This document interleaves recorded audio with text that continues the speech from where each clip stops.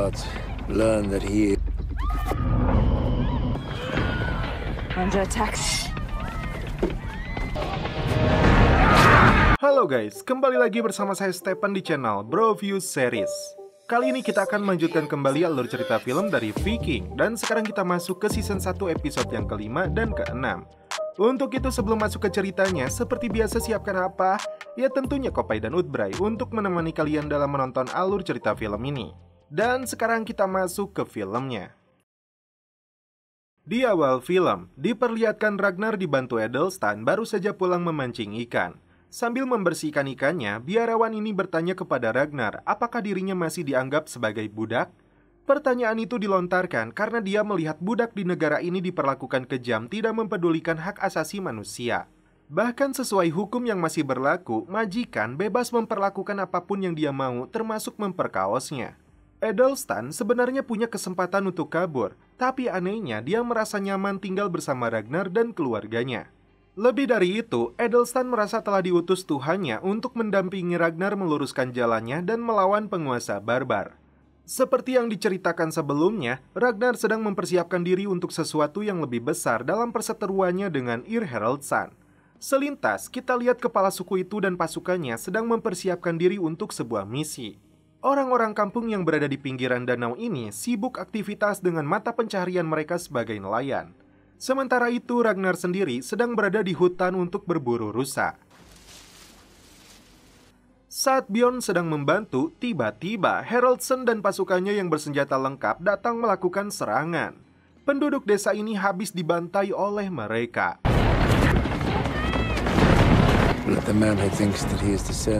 Lagertha dan Edelstan yang sedang sibuk memasak mendengar teriakan warga. Mereka langsung mengambil senjata untuk melindungi diri. What shall we do? Should we stay strong? Be ready. Merasa ada yang tidak beres, Ragnar segera kembali ke rumahnya. Satu persatu, anak buah Ir dilumpuhkan tanpa ampun.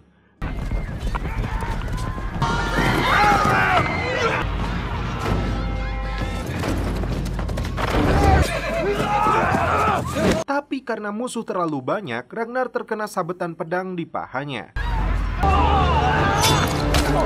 Tak sampai di situ, saat akan masuk ke dalam rumah, sebuah anak panah yang dilesatkan anak buah Ir mengenai pundaknya. Dalam kondisi terluka, Ragnar menyuruh keluarganya untuk kabur menggunakan perahu. Sementara itu, dia sendiri menyerahkan hidupnya kepada si Ir.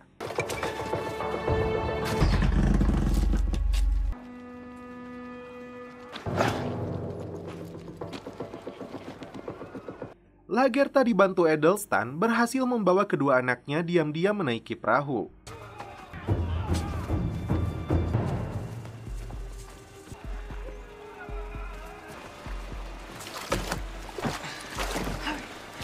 Sebelum dieksekusi mati, Ragnar berdoa kepada Dewa Odin sekaligus Tuhan Yesus.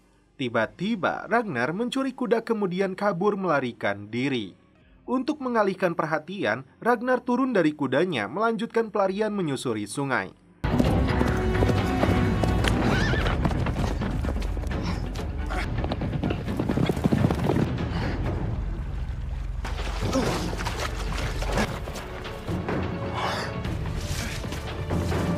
Karena kondisi fisiknya makin melemah, dia tidak sanggup lagi berlari dan terjebak di atas tebing.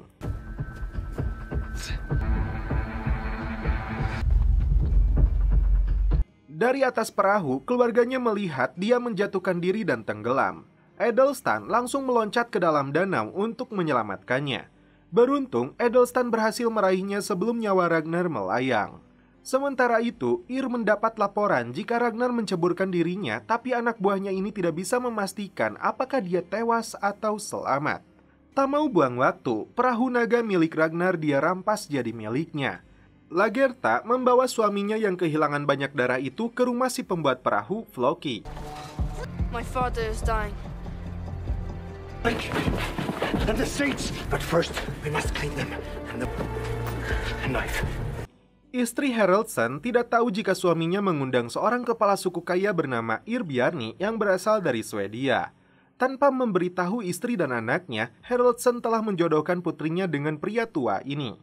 Tiri tidak bisa membantah, sementara Siggy memilih meninggalkan pertemuan ini karena kecewa kepada suaminya.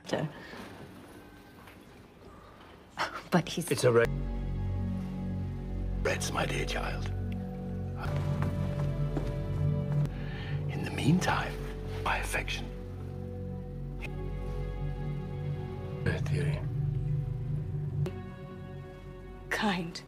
Dengan pisau yang telah dibakar itu, Lagertha mengeringkan luka sayatan yang dialami Ragnar dan berharap kepada dewa suaminya bisa kembali pulih. Please, Fair. For everything there is a seed, and a time to die, and to kill, and a time not let this man die. Siggy tidak peduli meskipun Haraldson beralasan pria tua itu sepupu Raja Horik yang sangat mereka butuhkan untuk menjadi sekutu. Lebih dari itu, Bjarni akan memberi mereka mahar 20 pon perak dan tanah yang luas. Haraldson yang serakah ini menilai kebahagiaan dinilai dengan uang dan kekuasaan. Dia tidak peduli putrinya itu menikah dengan aki-aki bau tanah. Ir beralasan membutuhkan bantuan Bjarni untuk menemukan pelaku yang telah membunuh kedua putranya dengan keji. Hanya kunci rambut mereka yang bisa dia bawa pulang kala itu untuk mengobati rasa rindunya. Teman Ragnar yang bernama Thorsten datang untuk melihat keadaannya. Rollo memberitahunya jika Ragnar memang masih hidup, kemungkinan besar dia akan berada di tempat ini. Rollo sendiri belum datang karena dia khawatir Haraldson akan mengikutinya ke sini. Thorsten memastikan jika dirinya tidak diikuti siapapun. Dan sepertinya dia melirik juga pacar Floki yang bernama Helga. Malam itu, Ragnar mendapat informasi jika Haraldson telah merampas perahunya, yang akan digunakan kepala suku itu untuk mahar pernikahan putrinya. Tidak mau mengeluh dan putus asa, Ragnar bisa meminta Floki untuk membuatkannya lagi. Salah satu sisi buruk dari kaum barbar kala itu, dengan cueknya, Floki memberikan Helga kepada si Thorsten untuk dicelepot. Meskipun sedang dicari oleh si Haraldson, Rollo nekat datang ke pesta pernikahan Tiri. Sebenarnya, saat Ir berniat menjodohkan Rollo dengan putrinya, Rollo sudah tertarik kepada Tiri, tapi Rollo pun tidak bisa mengorbankan nyawa Ragnar. Tujuan Rollo datang untuk mengatakan jika Ragnar dan keluarganya telah mati. Bukan orang yang bodoh, Ir tidak percaya dengan ucapannya, apalagi Rollo mengakui sendiri dia belum melihat jasadnya. Tidak ingin menjadi buronan, Rollo hanya ingin menjalani profesinya sebagai petarung dan penjara. Nasib sial bagi Tiri, di malam pertamanya tidak ada adegan belah duren karena suami tuanya itu sudah kelelahan. Ragnar menceritakan dewa-dewa yang mereka sembah. Selain Odin, ada dewa Thor yang tinggal di Turdim dan Frey yang diberi aula Alfheim. Digambarkan Valhalla itu sebuah tempat yang luasnya layaknya surga yang terbuat dari emas berkilau. Di sana dewa Odin memilih pria mati untuk menemaninya. Siang hari, para ruh itu akan bertarung sampai mati dan malam harinya mereka semua kembali bangkit. Atap Valhalla itu terbuat dari perisai, mejanya dilapisi baja, dengan jumlah pintunya yang mencapai 540 dan dijaga oleh seekor serigala.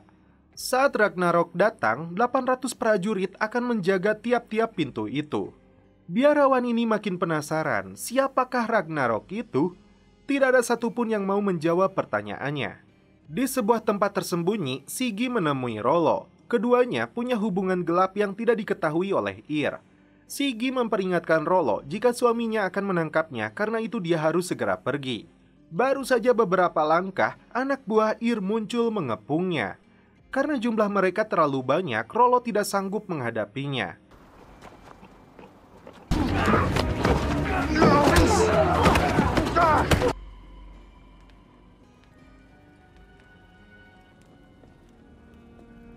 Dalam kondisi babak belur, Ir memaksanya untuk mengatakan lokasi persembunyian Ragnar. Karena Rollo tetap menolak, bentuk penyiksaan lebih kejam dia terima lagi. Opening your mouth. Make that a little easier for you.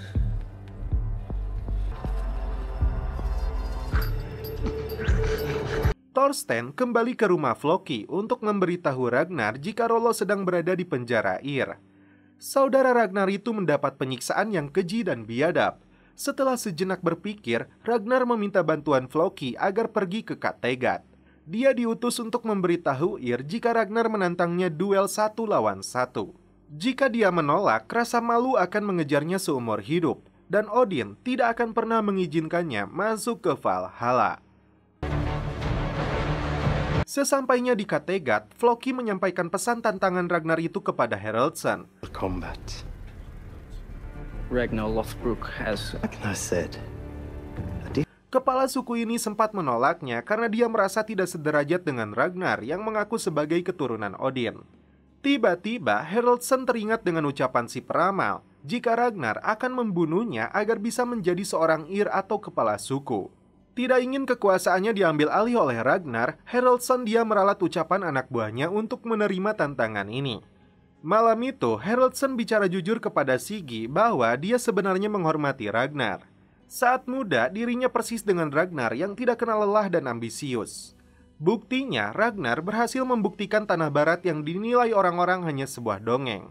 Haraldson berbohong kepada istrinya bahwa si peramal menjanjikan Ir akan menang saat pertarungan esok hari. Nasib sial diterima Tiri yang harus merelakan keperawanannya direnggut oleh pria tua bau kelek. Hari pertandingan pun tiba. Ragnar dan keluarganya tiba di Kattegat. Seluruh pendukung pun datang untuk memberikan dukungan.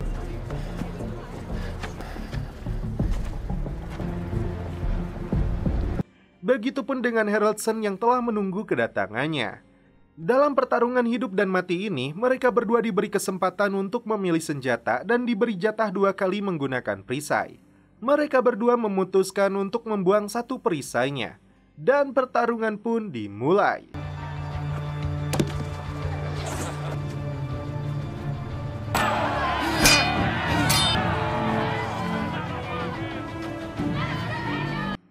Satu sama lain saling menyerang, hingga pedang yang digunakan Ragnar terpotong.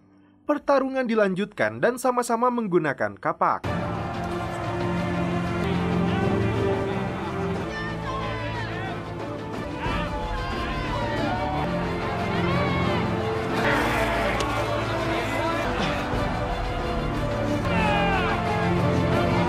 Sempat terkena sabetan, Ragnar membalikan keadaan dan berhasil menjatuhkan Haraldson.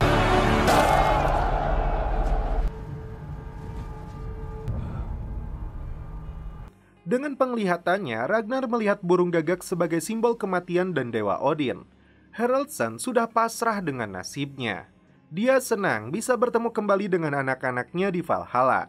Ragnar mempercepat kematian kepala suku ini dengan menyayat urat nadinya. Siggy hanya bisa menangis meratapi kematian suaminya. Dan ini yang dilakukan Rollo kepada si botak yang tidak menghormati kemenangan Ragnar. Begitupun dengan Siggy yang menusukkan pisaunya kepada menantunya sendiri yang tidak tahu malu karena menikahi putrinya. Sesuai aturan Viking, siapapun yang membunuh seorang Ir dalam pertarungan resmi, otomatis dia akan naik menjadi Ir.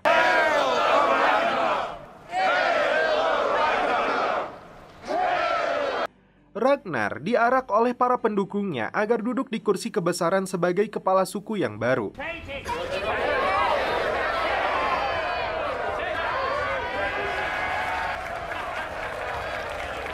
Ragnar tetap menghormati teman-temannya meskipun mereka kini berlutut dan menyatakan sumpah setia kepadanya. Salah seorang dari mereka bernama Tostig, mantan pejuang yang bertahun-tahun malang melintang bersama Haraldson berlayar melakukan perampasan. Usianya boleh tua, tapi jiwa dan fisiknya tetap muda.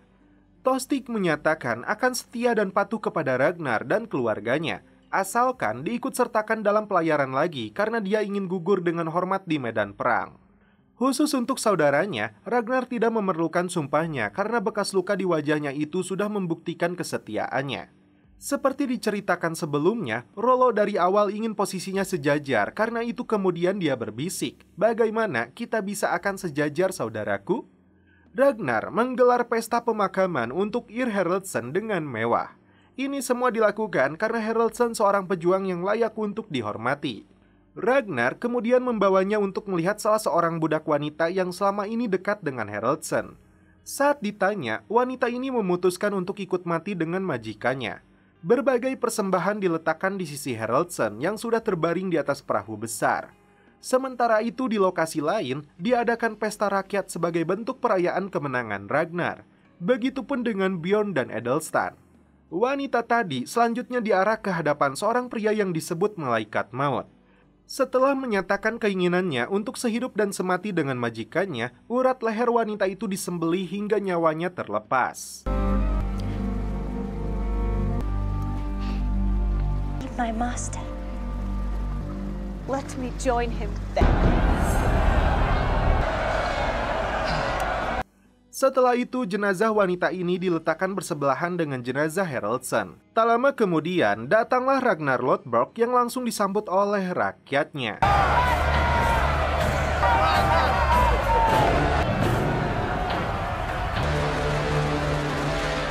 Siggy meminta izin kepada Ragnar untuk menyalakan apinya, tapi entah alasan apa Ragnar menolak permintaannya. Kapal itu pun dibakar, kemudian didorong menjauh dari pelabuhan.